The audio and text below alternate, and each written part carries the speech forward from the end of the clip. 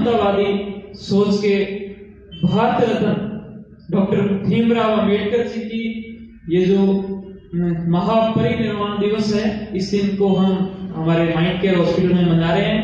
और मैं सबसे पहले इस दिन पर उपस्थित सभी लोगों का स्वागत करते हुए और जो ऑनलाइन देख रहे हैं उनका भी स्वागत करते हुए मैं चाहूंगा कि हमारे जो गेस्ट आए हैं, भाटिया जी हैं, मंगराम जी है और भी बाकी सभी लोग, हम सब आगे आए और बाबा साहब की जो छायाचित्र है उसके ऊपर फूल माला अर्पित करके और जो यहाँ पर पुष्प है उनको अर्पित करके हम इनको अपने श्रद्धा सुमन दें।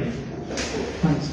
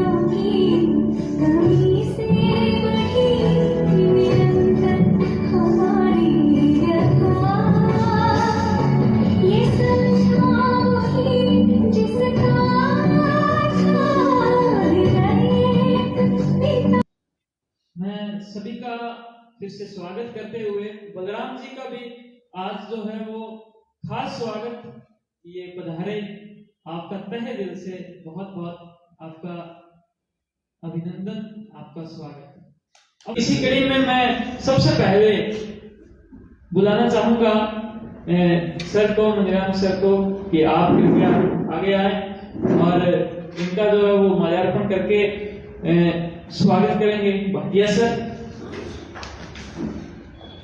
क्योंकि इनको देखते हुए क्या सभी का जोश बनता है कि ये ऐसे इवेंट के अंदर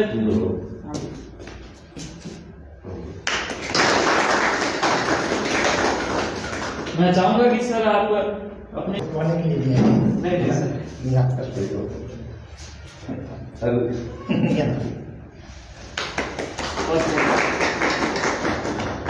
अब मैं चाहूंगा कि बलराम सर भी आगे आए।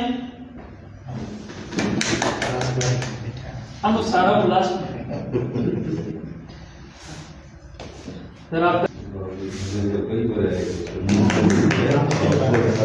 अभी बात और अब मैं चाहूंगा कि बलराम जी का हृदय भी और मेरा थ्रू भी महाराज जी का हॉस्पिटल का मुख्य स्तंभ है, ठीक है।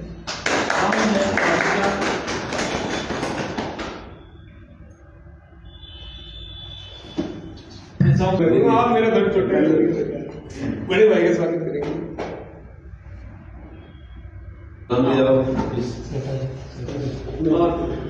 बड़े इधर ठीक है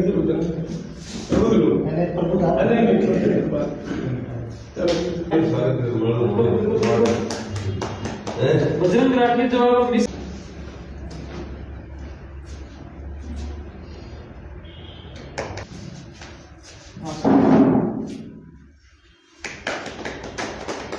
और डॉक्टर साहब आपको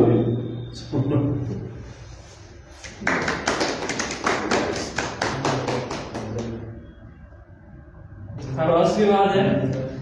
और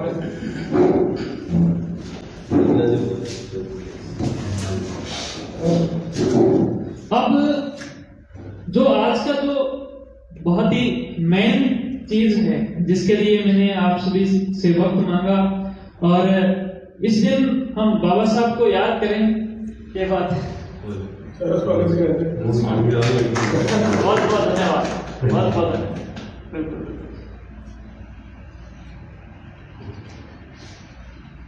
तो वो बहुत ही इम्पोर्टेंट चीज है, और वो है हमने जो नई कुछ चीजें स्टार्ट करने की कोशिश की है, शुरू करने की जो एक विचार आया है उसको हम एक विधिवत शुरुआत दें। और उसके लिए हम जो मेडिकल कैंप करना चाहते हैं तो उसकी शुरुआत, और साथ में जो हमारा माइंड केयर चैरिटेबल ट्रस्ट की शुरुआत और भीम एक्सपो क्लब की शुरुआत, तो मैं उसकी शुरुआत आपको लैपटॉप के थ्रू करवाना चाहूंगा कि लैपटॉप पर वो जो जैसे कि बटन दबाकर और उसकी वो शुरुआत करें, एक विधिवत शुरुआत। तो मैं चाहूंगा कि उसके अंदर सेवठा जी और बलपाल जी भी कृपया ज्वाइन करें।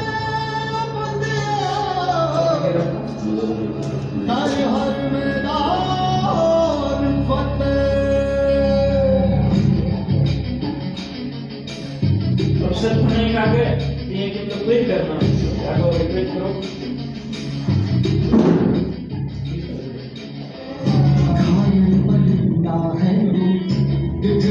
जिंदा है तू,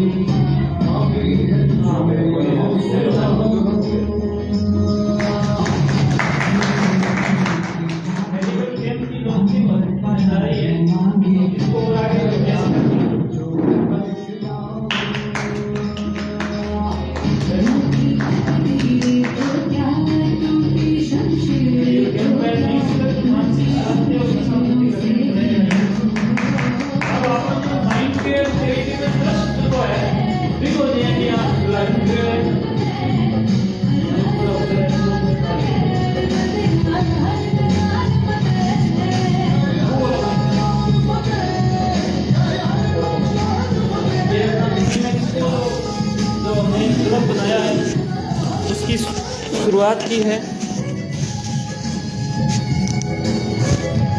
अब मैं एक बार फिर से उसी पे लेके आता हूँ।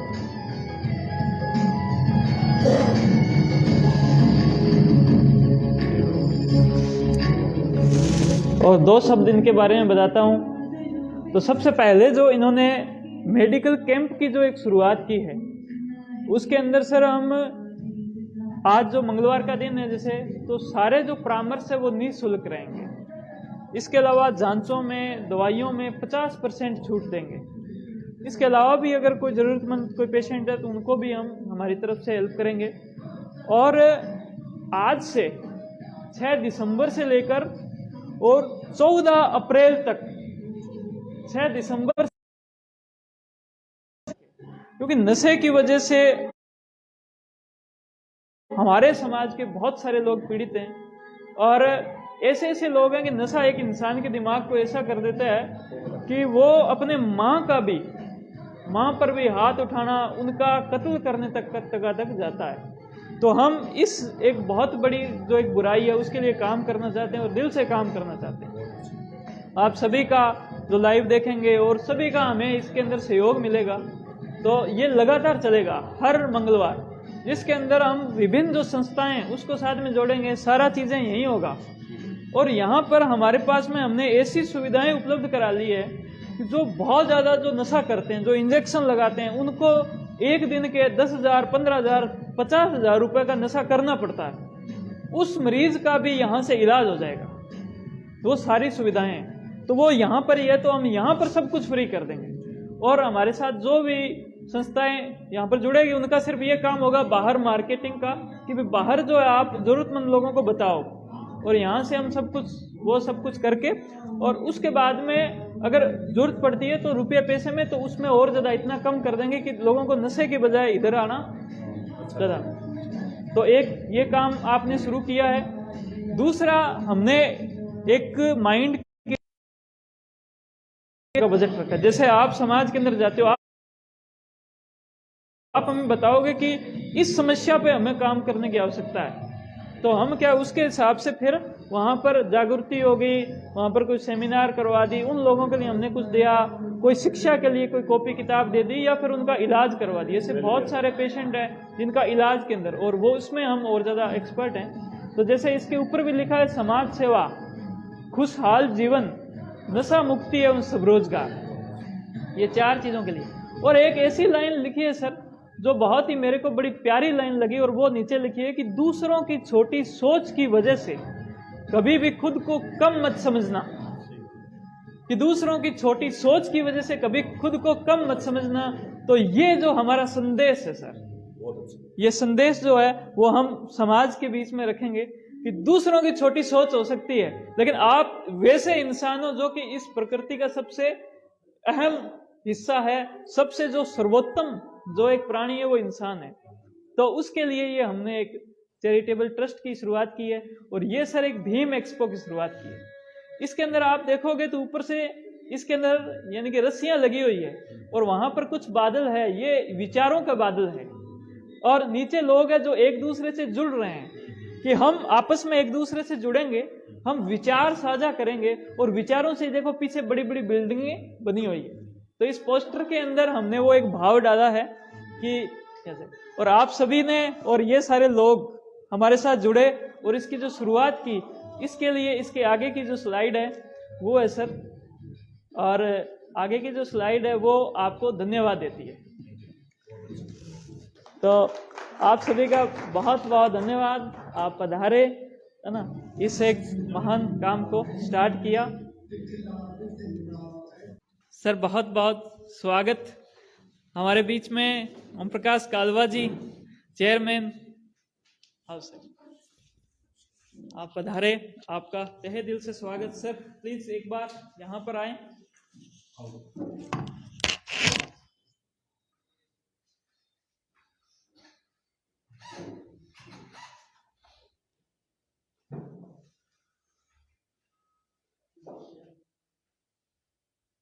थोड़ा सा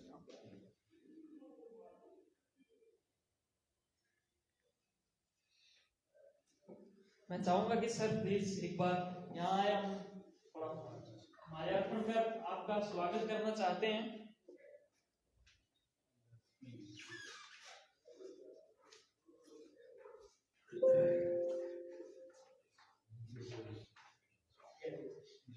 आओ सर आओ। मैं चाहता हूँ कि लेख चंद जी भी कृपया आगे आए।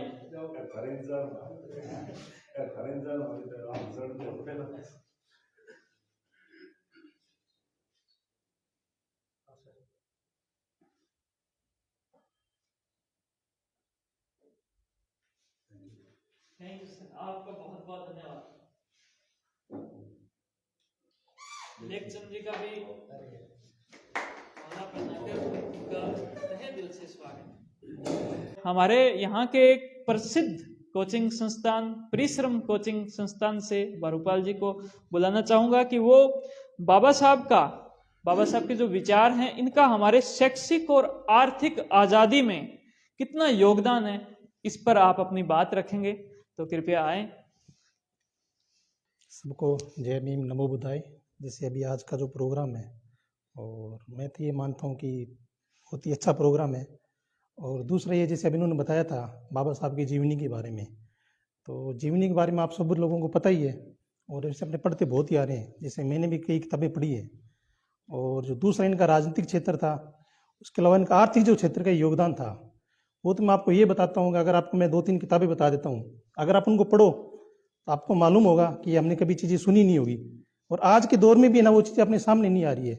भी इनका आर्थिक क्षेत्र में कितना बड़ा योगदान था। आज भी जैसे मान लो अपने भारत का सबसे बड़ा बैंक है रिजर्व बैंक ऑफ इंडिया, वो बाबा साहब की देन है। इनकी एक रचना थी, अपने रूपी प्रॉब्लम, मनी प्रॉब्लम थी, रुपये की समस्या, वो इन्होंने लिखी थी। और उसी के आधार पर आज रिजर्व बैंक ऑफ इंडिया की स्थापना हुई है।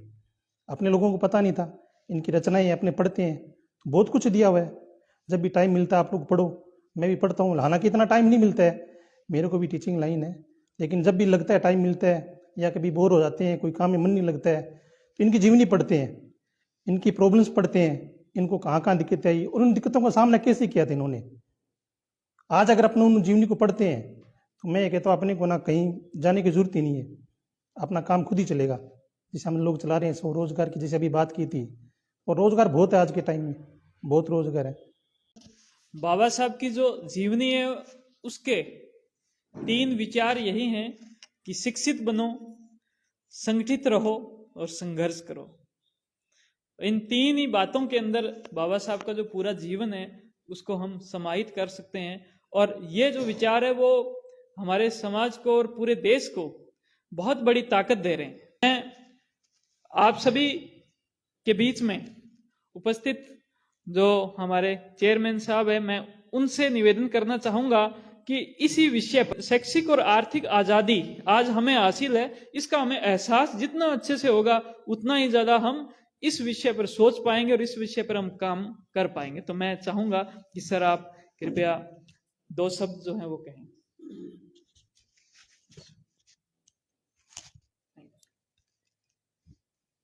धन्यवाद सभी को। जय भीम और जय भारत। जैसा कि डॉक्टर परिहार ने बताया और मेरे से जैसे पूर्व वक्ताओं ने बाबा साहब के जीवन और दर्शन के बारे में मनन करने की या उनको पढ़ने की और जीवन में ग्रहण करने की आवश्यकता को महसूस किया। जैसा हम पढ़ तो लेते हैं, लोकोक्तियों को पढ़ते हैं कि जिस जाति ने, जिस वर्ग ने अपना इतिहास पढ़ा है, जिसने अपना इतिहास जाना है, वो जीवन में कभी नाकाम नहीं हो सकता। ये पढ़ रहे हैं हम, लेकिन इस पे मनन नहीं कर रहे। बाबा साहब ने जो कुछ कहा, जो पढ़ा, जो हमारे समक्ष अपने ज्ञान का भंडार जो हमें सौंप के गए हैं, हमें ही नहीं पूरे विश्व को सौंप के गए हैं। उनको ये मालूम नहीं कि जो व्यवस्था डॉक्टर भीमराव अंबेडकर साहब ने जो दी थी देश के अंदर, चाहे वो सामाजिक संरचना की हो, हिंदू कोड बिल हो, आपके रिजर्व बैंक यानी चाहे गवर्नमेंट की इकोनॉमिक पॉलिसीज हो, चाहे वो राजनीतिक संरचना हो, चाहे वो सामाजिक ढांचा हो, जो बाबा साहब डॉक्टर भीमराव अंबेडकर साहब ने जो दी थी वो आज भी कायम है और सदियों तक कायम रहेंगी, क्योंकि उन्होंने किसी देवता का नहीं माना, उन्होंने अध्ययन किया, उन्होंने पूरे विश्व के साहित्य का अध्ययन किया, विभिन्न व्यवस्थाओं का अध्ययन किया, विभिन्न संवैधानिक ढांचों का अध्ययन किया, विभिन्न राजनीतिक ढांचों का अध्ययन किया, विभिन्न सामाजिक व्यवस्थाओं का उन्होंने जब अध्ययन किया तो उन्होंने सार रूप में ये बात लेके आए। और बड़ी बात ये भी निकल के आती है, हालांकि मैं थोड़ा हटके बोल रहा हूं, आपने मेरे को कहा था शिक्षा पर आर्थिक पे बोलना, लेकिन ये जरूर है कि बाबा साहब ने जो हमें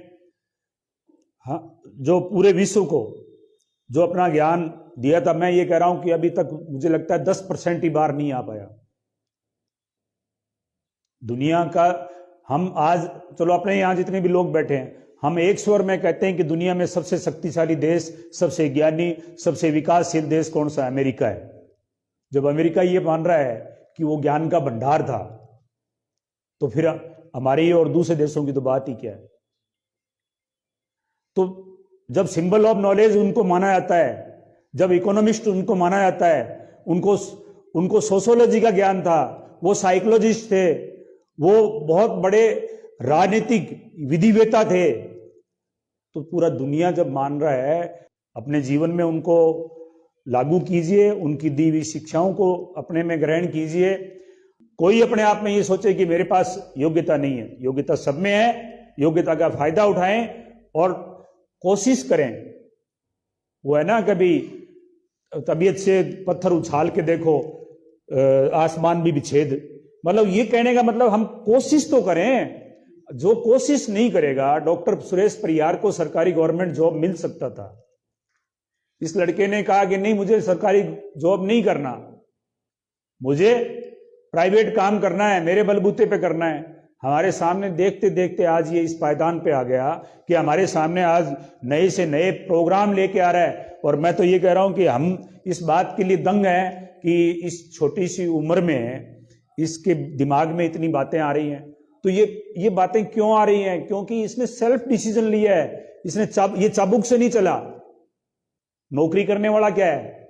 यस सर, यस सर, वो सुबह से शाम तक यही कहेगा ना। आईएएस आईपीएस है, हमारे जैसे खद्दर पोस्ट जाके कहते हैं तुम्हें ये करना है, यस सर, चाहे वो ऑन लीगली पॉइंट से वो कर पाए नहीं कर पाए, लेकिन उसको यही कहना पड़ता है यस सर। लेकिन डॉक्टर सुरेश परियार को कोई आके कहे कि ये ऐसे करना है, वो कह no sir, this is matter, ये है और इस तरह से होगा।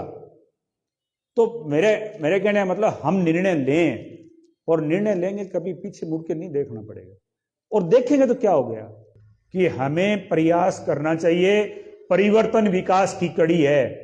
डॉक्टर भीमराव अंबेडकर साहब इतने ज्ञानी तात्कालिक परिस्थितियों में, तात्कालिक ही नहीं, मैं ये कहता हूं आज भी उनके बराबर ज्ञान, उनके बराबर अनुभव, उनके जैसा ज्ञानी, उनकी जितनी डिग्रियां हिंदुस्तान में ही तो नहीं, मैं कहता हूं विश्व में भी आज के उसके बराबर का कोई साक्षी आदमी नहीं है।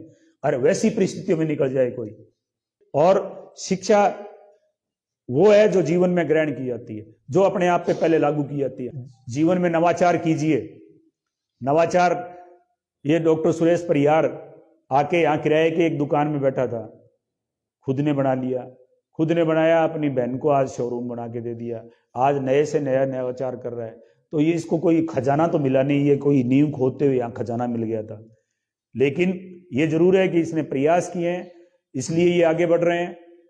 और हम भी प्रयास करेंगे तो निश्चित रूप से आगे बढ़ेंगे। मैं ज़्यादा समय नहीं लूंगा।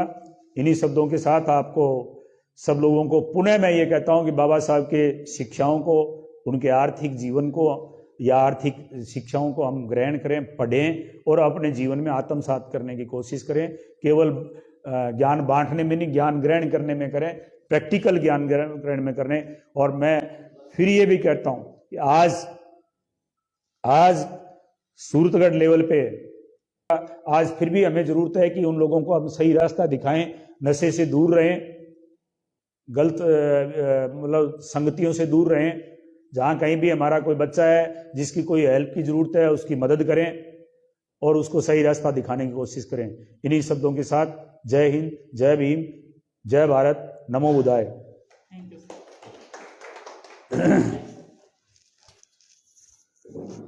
ओ माइक, मैं तो सोचो माइक मार सके।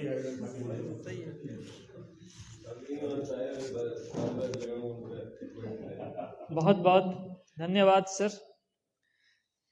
आपने एक बहुत ही अच्छा और उत्साहित जो अपना भाषण दिया, इसके लिए आपका तहे दिल से धन्यवाद। और जैसा कि उम्मीद थी उससे भी बहुत ही अच्छा जो है ना आपने हमें बातें बताई है। बजरंग को बुलाना चाहूंगा कि बजरंग जो है वो 2 शब्द कहे आज के इस दिन पर।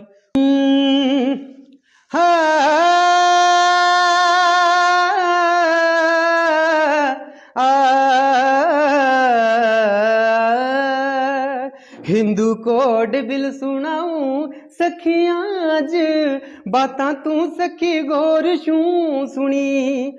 बाबा साहब जी दी दया अधिकार औरत री घणी माड़ी ही जुनी। हिंदू कोड बिल सुनाऊं सखियां अज बातां तू सखी गौर शू सुनी। हक अधिकार और रिवाज उठाइए, रुड़ती इज्जत बाबा साहब बचाइए। अधिकारियों शिक्षा दो दिराए, बनाई विद्वान गुणी। हिंदू कोड बिल सुनाऊं सखियां अज बातां तू सखी गौर शू सुनी। कुपात्री महाराज हाँ रोस जतायो है, बाबा साहब के ओ झको करके दिखायो है। कुपात्री महाराज हाँ रोस जतायो है, बाबा साहब के ओ झको करके दिखायो है। हो कानून मंत्री रो, हो कानून मंत्री रो दियो इस्तीफो, हो कानून मंत्री रो दियो इस्तीफो। चुनौती दे दी सबने खुली। हिंदू कोड बिल सुनाऊं सखियां अज बातां तू सखी गौर शू सुनी। तो मैं लास्ट की 2 लाइनें बाबा साहब के आज परिनिर्वाण दिवस पर। सन 1956 का दिन 6 दिसंबर, छोड़ के दुनिया चला गया वो करुणा का समुंदर।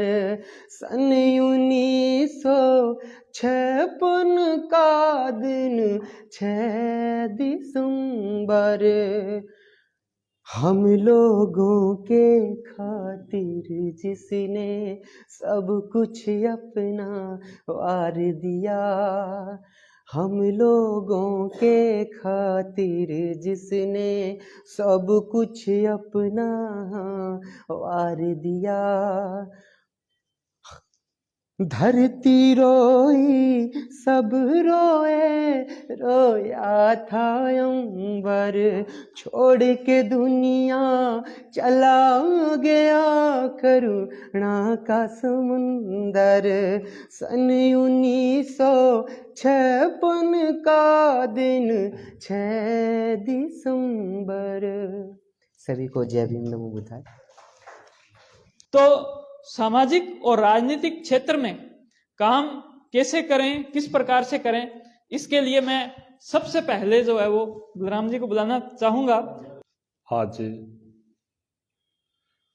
हालांकि जो दिन है वो हम सभी के लिए, हमारे भारत के संविधान रचयिता बाबा साहब डॉक्टर भीमराव अंबेडकर जी के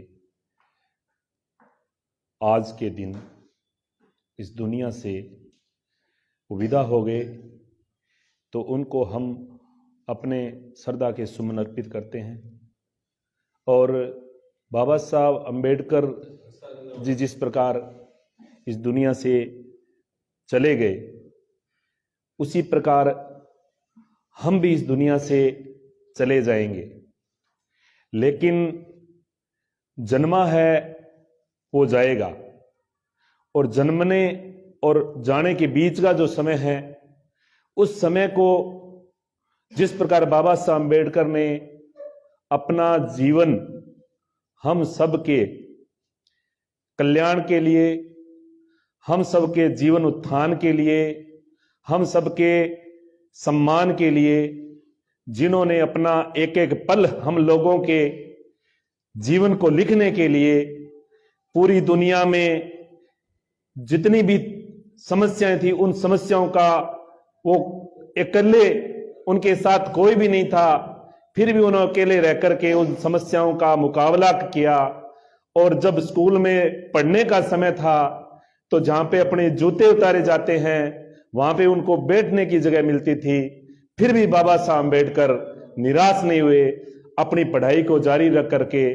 और फिर जब पढ़ाई कंप्लीट होने के बाद में और जब वापस भारत में आए, तो फिर जो गैर बराबरी व्यवस्था फिर जो और थी, उस व्यवस्था के अंदर भी बाबा साहब अंबेडकर ने सबको समता मूलक एक समाज की स्थापना करने के लिए, जिस प्रकार बाबा साहब अंबेडकर ने हम सब के लिए जो विश्व के सबसे बड़े लोकतंत्र का संविधान हमारे को लिख के दिया, वो हमारे लिए गीता है, वो हमारी पुराण है, वो हमारी बाइबल है, वो जो हमारी कुरान है, वो जो सभी हमारे जो ग्रंथ है, उनसे जो सबके संरक्षण करने वाला जो ग्रंथ है, वो बाबा साहब अंबेडकर का संविधान है। आज बाबा साहब अंबेडकर हमारे बीच में नहीं है, लेकिन बाबा साहब अंबेडकर का संविधान हमारे बीच में है। बाबा साहब अंबेडकर का पूरा जीवन संघर्ष हमारे बीच में है, जो कि किताबों में लिखा हुआ है। और बाबा साहब अंबेडकर ने कहा था कि मुझे मूर्तियों में पूजने की जरूरत नहीं है, मुझे किताबों में पढ़ने की जरूरत है। और हम लोग क्या है, उनकी किताबें तो शायद अब तक पढ़ भी नहीं पाए हैं। मूर्तियां हम जरूर बाबा साहब अंबेडकर की पूजते हैं, क्योंकि मन में श्रद्धा है, लेकिन बाबा साहब अंबेडकर ने हमें शिक्षित बनो पहले कहा था। और अगर शिक्षित भी नहीं बन पाए तो संगठित तो हो जाओ, और संगठित भी नहीं हो पाए तो कम से कम संघर्ष तो करो। बाबा साहब ऐशो आराम की जिंदगी जीते तो वहीं जी लेते इंग्लैंड में, उनके पास तो बहुत कुछ था, लेकिन बाबा साहब अंबेडकर ने हमारे को मुख्य धारा में लाने के लिए भारत के लोगों की तकदीर लिखी, हम लोगों के लिए इतना कुछ किया।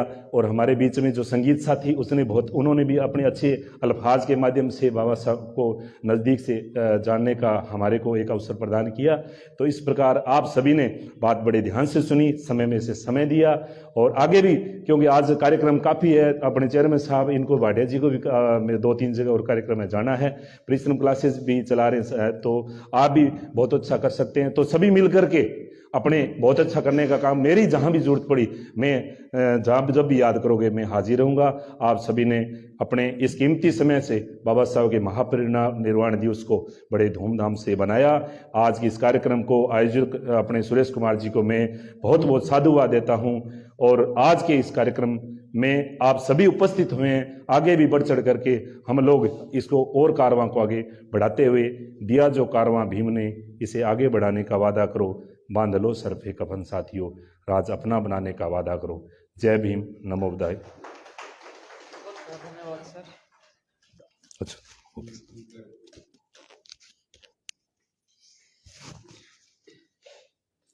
बहुत ही शानदार बातों के साथ में इन्होंने इस कार्यक्रम को जो है एक स्तर और ऊपर बढ़ा दिया है, इसके लिए साधुवाद। देव रजीराम मेमोरियल माइंड केयर हॉस्पिटल में बाबा साहब परिनिर्वाण दिवस पर नमो बुद्धाय नमन। मंचासीन हमारे हॉस्पिटल संचालन करता है डॉक्टर सुरेश जी परियार, हमारे आदरणीय नगर पालिका अध्यक्ष सोम जी कालवा, मंचासीन बलराम जी कुकड़वाल, सामने विराजमान हमारे मेहड़ा जी, बारूपाल जी, लेख जी, सेवटा जी, उन समस्त मेरे विशेष आदर जो सबको मेरा जय भीम। आज बाबा साहब के परिनिर्वाण दिवस पर डॉक्टर साहब ने जो प्रोग्राम रखा है बहुत ही सराहनीय है। और नशा मुक्ति पर इन्होंने जो बाबा साहब के जीवन के बारे में मैं एक किताब मैंने पढ़ी थी, अंबेडकर और मिशन। तो वो किताब इतनी गहरी थी कि मेरे को रोना आ गया वास्तव में। तो मैं आप लोगों से निवेदन करना चाहता हूँ कि बाबा साहब के जीवन के बारे में जो किताबें उन्होंने लिखी है तो उनको पढ़ो और अपने आत्मसात करो और समाज के लिए जितना काम हो सके करो। कोई गरीब परिवार है, शिक्षा के प्रति किसी को किताब नहीं मिलती, तो कई बार क्या है कि कई परिवार ऐसे होते हैं जो उनको सुविधा नहीं मिलती, दिमाग उनका अच्छा होता है, पढ़ लिखने की सुविधा नहीं होने के वो आगे नहीं बढ़ सकते। पढ़ लिख के आगे जैसे व्यापार के बारे में अभी इलेक्शन जी कर रहे हैं समाज की, तो मैं इनके बहुत बड़ा अच्छा संघर्ष किया है, इनको साधुवाद है। इन्होंने जैसे 15-20 आदमी को रोजगार भी दे रखा है, बारूपाल जी जैसे कर रहे हैं। तो इस तरह क्या है, तो बेरोजगारी अपने समाज के लिए कोई रोजगार मिलता है तो बहुत बड़ा अच्छा काम है। बाबा साहब ने हमें जो शिक्षा का अधिकार दिया, संघर्ष का दिया, तो अपने परिवार को जो शिक्षा है, आगे रोजगार का है, ये सब करना चाहिए। मैं डॉक्टर साहब को बहुत बड़ा धन्यवाद देता हूं कि जब आए थे तो मैंने इनका शुरू से मैं कहा था कि डॉक्टर साहब आपने नौकरी छोड़ के बहुत बड़ा गलत काम किया है। तो होता है इनको तो ठेस पहुंची होगी, पर इन्होंने यहाँ के जो संघर्ष किया है, संघर्ष करके इतना बड़ा संचालन किया है, हॉस्पिटल बनाया है, तो इनका हौसला था, इनके हौसले की मैं दाद देता हूँ। और आज भी ये संघर्ष कर रहे हैं। हॉस्पिटल बनाने के बाद में नशा मुक्ति में जो इन्होंने सहयोग कर रहे हैं, निःशुल्क सहयोग कर रहे हैं।